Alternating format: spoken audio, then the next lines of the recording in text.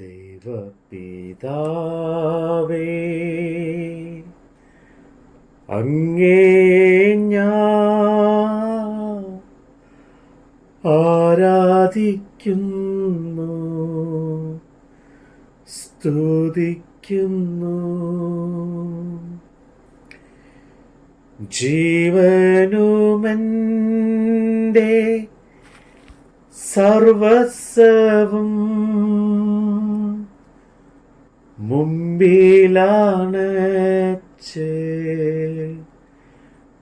കുമ്പിടുന്നു. ജീവനുമെൻ്റെ സർവസ്വവും മുമ്പിലാണച്ച്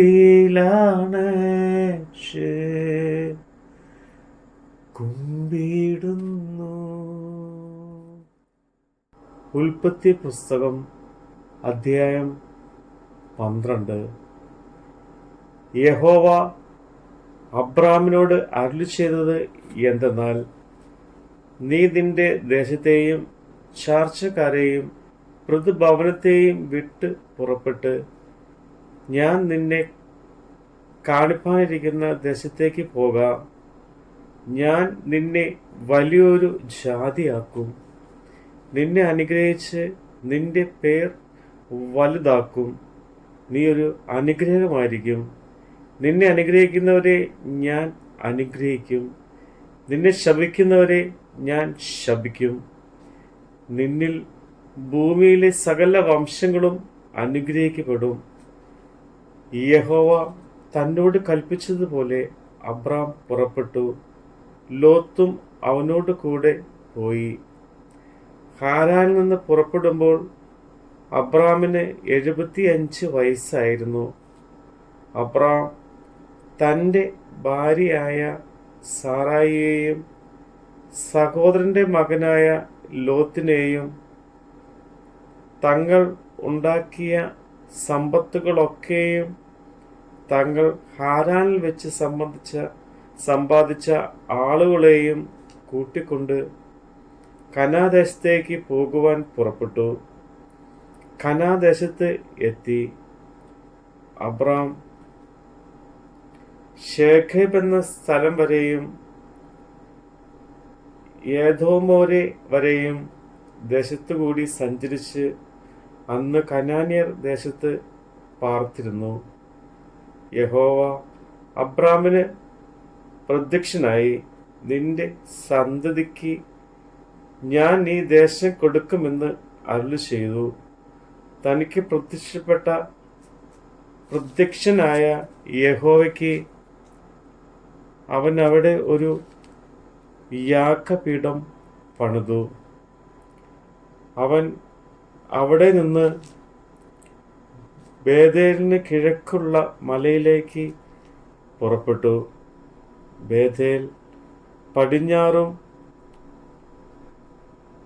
hi കിഴക്കുമായി കൂടാരമടിച്ചു.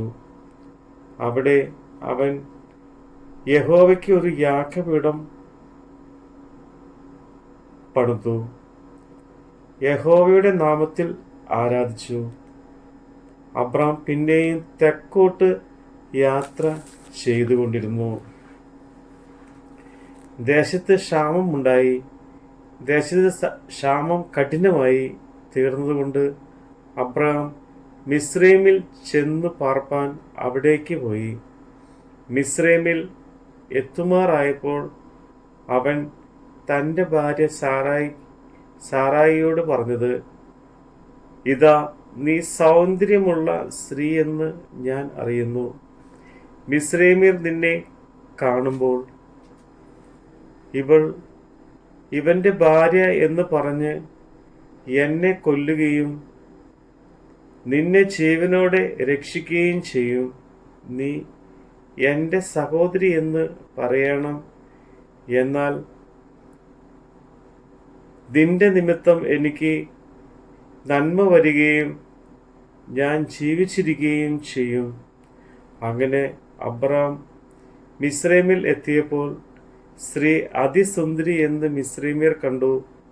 ഫറവോന്റെ പ്രഭുക്കന്മാരും അവളെ കണ്ടു. ഫറവോന്റെ മുമ്പാകെ അവളെ പ്രശംസിച്ചു. സ്ത്രീ ഫറവോന്റെ അരമനയിൽ പോകേണ്ടി വന്നു. അവളുടെ നിമിത്തം അവൻ അബ്രഹാമിന് നന്മ ചെയ്തു. അവന് ആടുകളെയും ആൺകഴുതകളെയും ദാസന്മാരെയും ദാസിമാരും പെൺകഴുതകളും ഒട്ടകങ്ങളും ഉണ്ടായിരുന്നു. അബ്രഹാമിന്റെ ഭാര്യയായ സാറായി നിമിത്തം യഹോവ ഫറവോനെയും അവന്റെ കുടുംബത്തെയും അത്യന്തം ദണ്ഡിപ്പിച്ചു. അപ്പോൾ ഫറവോൻ അബ്രഹാമിനെ വിളിച്ചു, നീ എന്നോട് ഈ ചെയ്തത് എന്ത്? ഇവൾ നിന്റെ ഭാര്യ എന്ന് എന്നെ അറിയിക്കാത്തത് എന്ത്? അവൾ എൻ്റെ സഹോദരി എന്ന് എന്തിന് പറഞ്ഞു? ഞാൻ അവളെ ഭാര്യയായിട്ട് എടുക്കാൻ സംഗതി വന്നുപോയല്ലോ. ഇപ്പോൾ ഇതാ നിന്റെ ഭാര്യ, അവളെ കൂട്ടിക്കൊണ്ടു പോകുക എന്ന് പറഞ്ഞു. ഫറവോൻ അവനെക്കുറിച്ച് തൻ്റെ ആടുകളോട് കൽപ്പിച്ചു.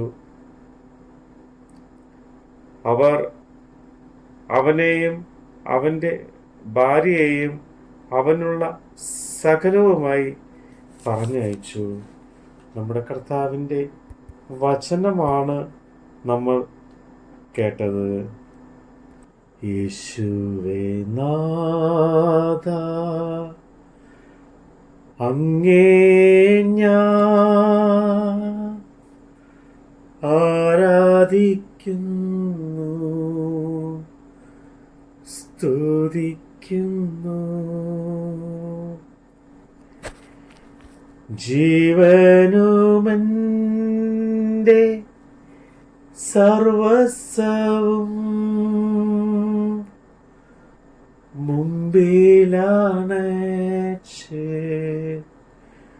കുമ്പിടുന്നു. ജീവനുമെൻ്റെ സർവസ്വവും മുമ്പിലാണ് കുമ്പിടുന്നു.